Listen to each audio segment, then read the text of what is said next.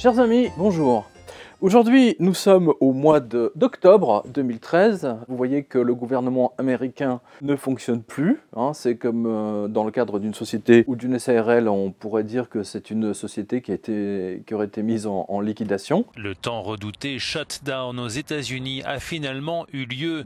Faute d'accord au Congrès sur le budget 2014, la Maison-Blanche a ordonné la fermeture des services fédéraux. À l'origine de ce blocage, la volonté des républicains de retarder la mise en œuvre de la réforme de l'assurance maladie Obamacare, si chère aux démocrates. Ce que Canal+, Laurent Saïm, etc. et bien d'autres s'abstiennent de vous dire, c'est qu'ils doivent voter également une nouvelle limite de leur déficit. Voilà, donc ça c'est quand même la chose la plus importante dans cette histoire. Et donc on s'approche d'un défaut de paiement éventuel des États-Unis. Même s'ils ne le font pas vers la mi-octobre, s'il n'y a pas de défaut de paiement au 17 ou 18, je ne sais plus, octobre, ce n'est que partie remise parce que de toute manière, un pays qui ne repose que sur la planche à billets est voué à l'échec. Alors justement, parce que c'est de l'actualité, donc c'est pour ça que je souhaitais absolument vous parler de ce livre qui donc plus que jamais est d'actualité. L'effondrement du dollar et de l'euro et comment en profiter. Alors dollar-euro, je veux dire, le dollar s'effondre, l'euro va s'effondrer aussi pour d'autres raisons, mais les deux sont liés par définition. Et donc c'est pour ça que je me permets de vous recommander ce livre, parce qu'il avait tout annoncé. Alors je vais vous donner la quatrième de couverture. Alors vous voyez qu'il est quand même dans la forme du vrai dollar, donc qui a été augmenté bien entendu, et qu'il est en train de brûler. Ça c'était la décision du directeur artistique. Le dollar et l'euro ont de plus en plus de difficultés, nous dit-il. L'euro a même failli exploser le 12 juillet 2011, ce qui est vrai. La vraie dette des États-Unis est de 210 milliards d'euros. Et celle de l'Europe, si vous mettez tout bout à bout, n'est guère mieux. Depuis sa création, le dollar a perdu 98% de sa valeur. Autrement dit, il ne reste que quelques mois, au mieux quelques années, avant l'effondrement final de cette monnaie. Dans ce livre devenu culte, deux spécialistes totalement visionnaires ont montré comment le dollar est arrivé au bord du précipice, pourquoi il va continuer à plonger, et comment vous pourrez profiter de la crise financière qui en résultera plutôt que d'en être les victimes. Et en effet, c'est ça la vraie nature de ce livre, c'est effectivement d'avertir, c'était d'avertir les Américains, parce que c'était le but de James Turk et de John Robino, sachant que ce livre a été déjà écrit il y a plusieurs années, et que tout ce qui a été annoncé dans ce livre se déroule devant vos yeux. La preuve en est, c'était le Monday Shutdown, comme on dit. Eh bien, franchement, ça fait vraiment peur. Alors, publié bien avant la première crise de 2008, ce livre a effectivement sauvé tous ceux qui l'avaient lu et qui l'ont lu et qui ont suivi à la lettre les conseils qui sont exposés. Que voulez-vous faire avec les États-Unis qui sont devenus la nation la plus endettée au monde? Pour financer ces montagnes de dettes, la Réserve fédérale inonde le reste de la planète avec des dollars imprimés par des planches à billets devenues hystériques. Et écoutez bien, il a été imprimé plus de dollars au cours de ces 4 dernières années que depuis toute son existence. Justement, puisqu'on parle de planches à billets, donc ils ont imprimé plus de billets au cours de ces années de crise, que depuis l'existence du dollar, depuis quasiment un siècle. Je ne sais pas si vous vous rendez compte. Voilà. Et qu'aujourd'hui, la Chine, la Russie, bien entendu les pays pétroliers, ne sont plus du tout d'accord pour être payés avec de la monnaie de singe. Parce que, techniquement, franchement, c'est de ça dont il s'agit. Vous voyez, c'est juste un morceau de papier, ça pourrait être des billets de 100 $ ou de 500 $. Ça coûte 0,01 centime ou cent à fabriquer. Et ça ne repose sur rien. Alors qu'à la base, c'est ce qui fait justement la gloire c'est ce qui a fait la gloire du dollar, ne l'oubliez jamais. C'est-à-dire qu'au départ, le dollar était garanti, vous aviez des dollars qui vous permettaient d'aller dans une banque et d'échanger vos billets contre des pièces en argent, et d'autres qui vous permettaient de les échanger contre des pièces d'or. C'était juste un moyen pratique pour ne pas vous faire braquer par les Dalton ou les Calamity Jane ou tous les cow-boys qui étaient extrêmement nombreux à l'époque. C'est ça la nature du dollar à la base. C'est juste échanger des pièces, un certificat papier contre des pièces d'or ou d'argent. Ce que j'ai appris avec ce livre, c'est qu'au cours de la crise de 1929, entre autres, les seuls Américains, enfin tous ceux qui avaient investi leur argent en bourse, et comme vous le savez, ils étaient extrêmement nombreux, les seuls qui n'ont pas été ruinés sont ceux qui avaient investi notamment dans des mines d'or ou des mines d'argent. Et imaginez par exemple, après 1920, donc en 1930, il y a des fortunes colossales qui ont été faites, notamment la famille qui avait acheté tous les terrains à Washington, autour de la Maison Blanche. Et par exemple, l'ambassade de France, aujourd'hui, appartient à une famille qui a fait fortune justement dans le crash de 1929, ce qui lui a permis de construire ces bâtiments absolument extraordinaires. Donc il y a eu beaucoup de familles comme ça qui ont effectivement refusé le chant des sirènes, c'est le cas de le dire, et qui ont opté pour l'or et l'argent. Et la spécialité de James Turk, alors c'est amusant parce que moi quand j'avais lu le livre en anglais, je pensais que c'était plus le livre de John Rubino, qui est un journaliste spécialisé, que de James Turk, que je ne connaissais pas vraiment, je ne savais pas qui était monsieur Turk, sauf qu'il avait une compagnie spécialisée dans l'or. Autre chose par rapport à celui-ci, j'aurai l'occasion de traiter le livre du professeur Fekete, mais on va dire que l'un ne va pas sans l'autre, mais bien qu'il soit, bien qu'on peut les lire de manière tout à fait indépendante. James Turk nous montre quelque chose de très spécial. Il parle de l'indice de la peur. L'indice de la peur, c'est quelque chose qui vous permet de calculer à quel moment les États-Unis vont faire défaut. Cela sur quelque chose du stock d'or disponible aux États-Unis par rapport à la masse de dollars en circulation. Alors, il va de soi que c'est quelque chose qui, aujourd'hui, bien entendu, vous montre que le dollar vit ses dernières secondes sur, on va dire, un siècle.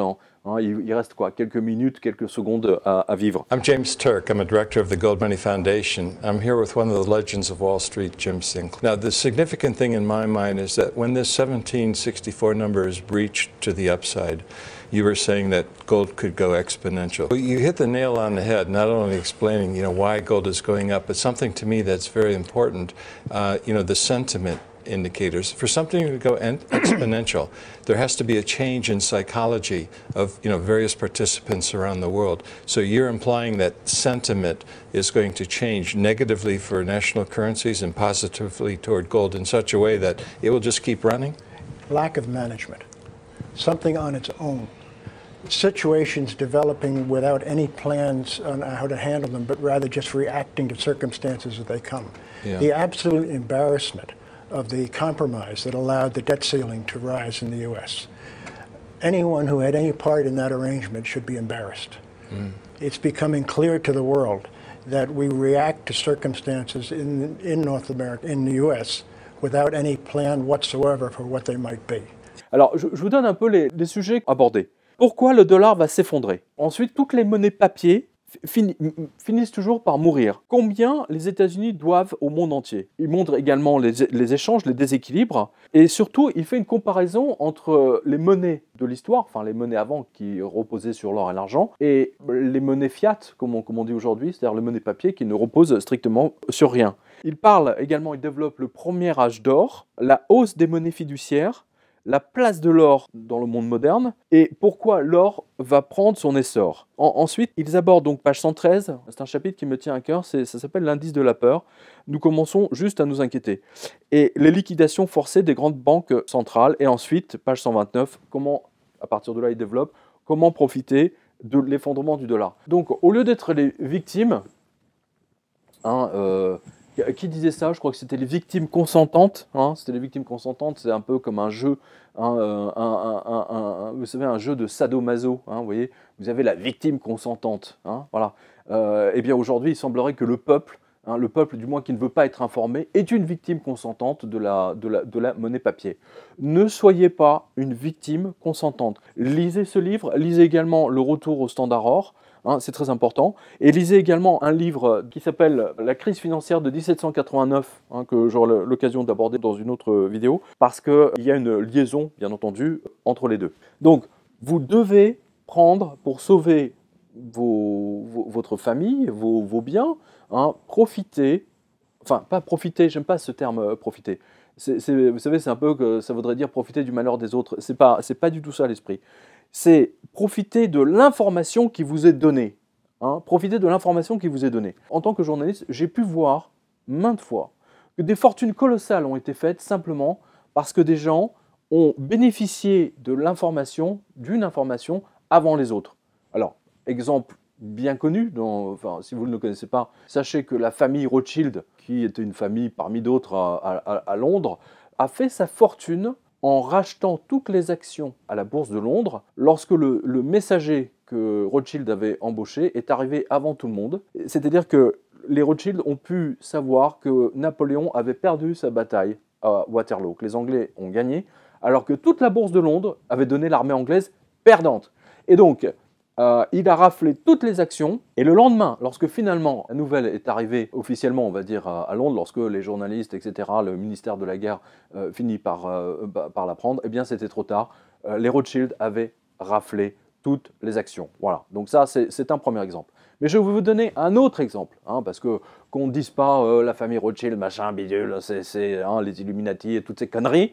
Hein. Je vais vous donner un autre exemple, parce que celui-ci, hein, peu de gens le savent. Aristote Onassis. On vous parle toujours, vous savez, du milliardaire Onassis, celui qui avait épousé Maria Callas, hein, celui qui avait épousé Jackie Kennedy. Hein, c'est l'armateur grec, etc., etc. L'armateur grec, figurez-vous, a une enfance quand même, une adolescence, on va dire, il a été mis à la porte par son père. Il est parti en Argentine, où il a travaillé, quand il avait, je sais plus, 18 ou 20 ans. Il travaillait comme standardiste dans un hôtel. Il travaillait dans un hôtel de luxe, hein, 4 étoiles, on va dire. Et il s'ennuyait tellement à son travail. Vous savez, à l'époque, le téléphone, c'était surtout des standardistes, vous savez, qui branchaient, qui débranchaient des fiches, vous voyez. C'était à l'époque du téléphone manuel, du Balzac 001. Hein, voilà. Aristote Onassis écoutait les conversations téléphoniques. Pas parce que c'était un espion, parce qu'il s'ennuyait comme un rat mort, certains disent. Et donc, c'est à force d'entendre les conversations de ses clients, certains infortunés, il a fini par apprendre des coups en bourse qui allaient être faits. Et c'est comme cela, avec les informations glanées, donc il n'était pas journaliste, hein, avec les informations qu'il a commencé effectivement à profiter de ces informations. Donc, ce livre est une information de ce type, de la même façon que celui-ci en est un autre. To my mind, gold is not an investment so much as it is insurance. So when you take out, say, fire insurance, you shouldn't be disappointed that the next day the house doesn't burn down. You should be happy. But a lot of people, when they buy gold, they think that they want to cash in next day. They want to get rich quick. So then there's a difference between insurance and investment. To my mind, gold is an insurance because we are going into a very dangerous situation, that the probability of the house burning down is very high. Donc, ne vous laissez pas abuser par la presse économique française qui est entièrement vendue, hein, bien entendu, au CAC 40 et à Wall Street, hein, et bien entendu qui est contre l'or. Hein, on a des exemples mains. Le professeur Antal Fekete l'a expliqué. James Turk, lui, l'explique d'une autre façon. Hein, d'une autre façon. C'est très très intéressant d'ailleurs de confronter leurs deux points de vue, mais les deux sont d'accord et sont formels. Et j'ajoute, moi aussi, d'ailleurs, ce livre-là va vous le montrer également. Et ça, Dieu seul sait s'il concerne les Français, hein, celui-ci, que le système d'une monnaie, d'une devise qui ne repose sur rien et sur du papier s'effondrera à un moment donné ou un autre. Vous avez vu où on est le dollar aujourd'hui, l'actualité vous le montre, ce sont les derniers, c'est comme les derniers rebonds, hein, d'un canard ou d'une poule à qui on a coupé la tête. Ce sont les derniers moments du dollar. Sauvez vos biens, sauvez le fruit de votre travail, toutes ces années de travail. Lisez ce livre, hein, et vous allez comprendre les différentes mines, etc. Ce n'est pas vraiment un livre que sur les mines, c'est pour vous montrer que le dollar est mort. Voilà. Et que vous devez prendre des dispositions qu'on appelle au jeu d'échecs des mesures prophylactiques. Voilà, je vous remercie d'avoir regardé les vidéos du Jardin des Livres. Hein. Donc voilà, l'effondrement du dollar et de l'euro et comment en profiter, c'est très très important. Et bien entendu, le retour au standard or sur lequel on aura l'occasion de revenir, c'est le cas de le dire. Merci à vous.